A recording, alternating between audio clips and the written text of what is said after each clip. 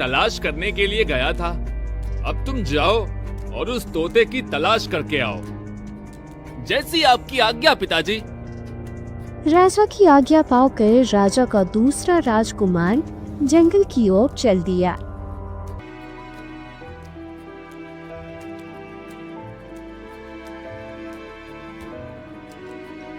जंगल में पहुंचा तो उसे वही लोमड़ी मिल गया जो उसके बड़े भाई को मिला था।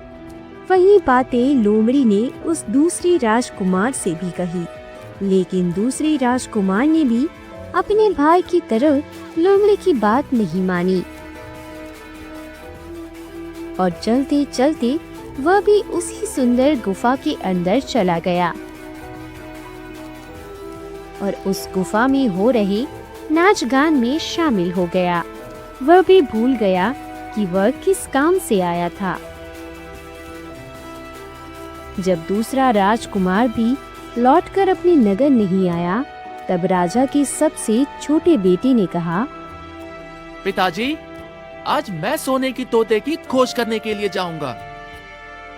बेटे, जब तुम्हारे दो भाई उस तोते की तलाश नहीं कर पाए तो तुम क्या कर पाओगे? इसलिए तुम शांति से घर में बैठो। राजा की बार बार मना करने के बाद भी छोटा राजकुमार जिद करने लगा। तब मजबूर होकर राजा ने उसे जाने की इजाजत दे दी। अपने भाइयों की तरह जंगल में पहुंचने पर उसे भी वही लोमड़ी मिलता है। राजकुमार ने अपना धनुष बाण उठा लिया और लोमड़ी पर तान दिया।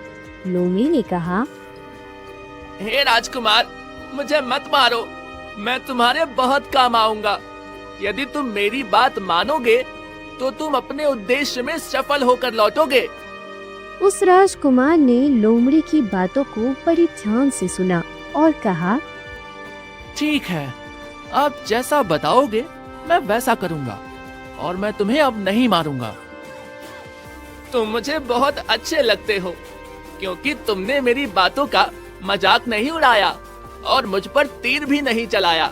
मैं तुमसे इसी बात से प्रसन्न हूँ। मुझसे जितनी हो सकेगी मैं तुम्हारी उतनी मदद करूंगा। चलो, मैं तुम्हें उस गुफा तक पहुँचा देता हूँ। आओ, मेरी पीठ पर बैठ जाओ।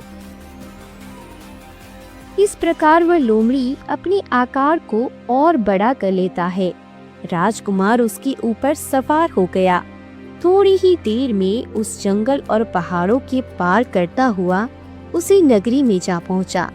वहां उसे दो गुफा दिखाई दी। तब लोमड़ी ने कहा,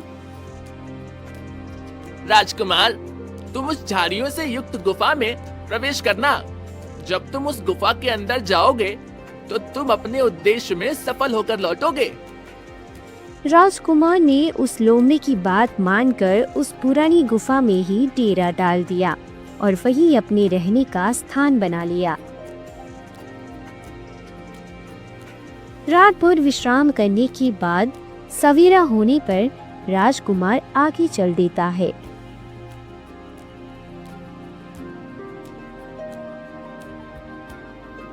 वहां से कुछ दूरी तय करने पर उसे वही लोमड़ी फिर मिल जाता है।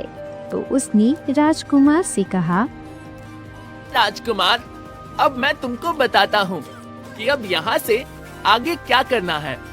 तुम यहाँ से सीधे आगे चलने पर तुम्हें बहुत ही सुंदर महल मिलेगा, जिस महल की हर समय सिपाही पहरेदारी करते हैं। तुम उन सिपाही से डरना मत और सीधे उस महल के अंदर चले जाना, क्योंकि वह सिपाही इस समय सो रहे होंगे। तुम निश्चिंत होकर उस महल के अंदर चले जाना और उस महल के कमरे को पार करते हुए उस जगह पर पहुंच जाना जहां पर लोहे के एक मामूली से पिंजरे में सोने का तोता बंद है। तुम उस तोते को पिंजरे सहित उठाकर महल के बाहर ले आना। लेकिन तुम एक बात का ध्यान रखना, उस सोने के तोते के पास में एक बहुत सुंदर सा पिंजरा भी रखा होगा, वो भी सोने का। तुम भूल कर भी उस तोते को उस पिंजरे में मत रखना। यदि तुम उस लोहे के पिंजरे में से तोते को निकालकर उस सोने के पिंजरे में रखने की कोशिश करोगे तो तुम बहुत बड़ी मुसीबत में फंस जाओगे। इतना कहने के बाद फिर से उस लोमड़ी ने राजकुमार को अपनी पीठ पर बिठाया और थोड़ी ही देर में उस महल के पास पहुंचा दिया। राजकुमार ने उस महल के पास जाकर देखा तो वास्तव में उस महल के पहरेदार गहरी नींद में सो रहे थे। वह बिना डरे ही सीधे महल के अंदर चला गया।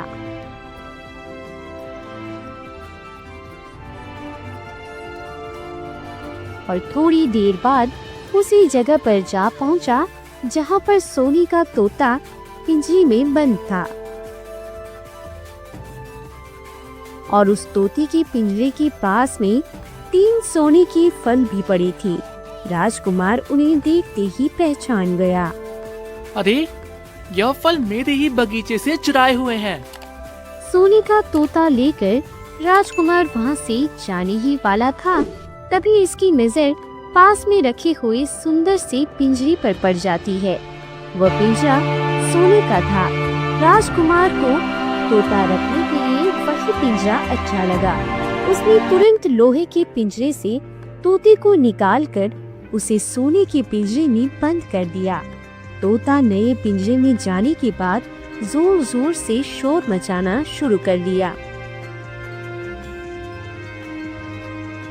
तभी उसी समय पर बहुत सारे सिपाही उस राजकुमार के पास आ पहुँचे और सिपाहियों ने उस राजकुमार को बंदी बना लिया।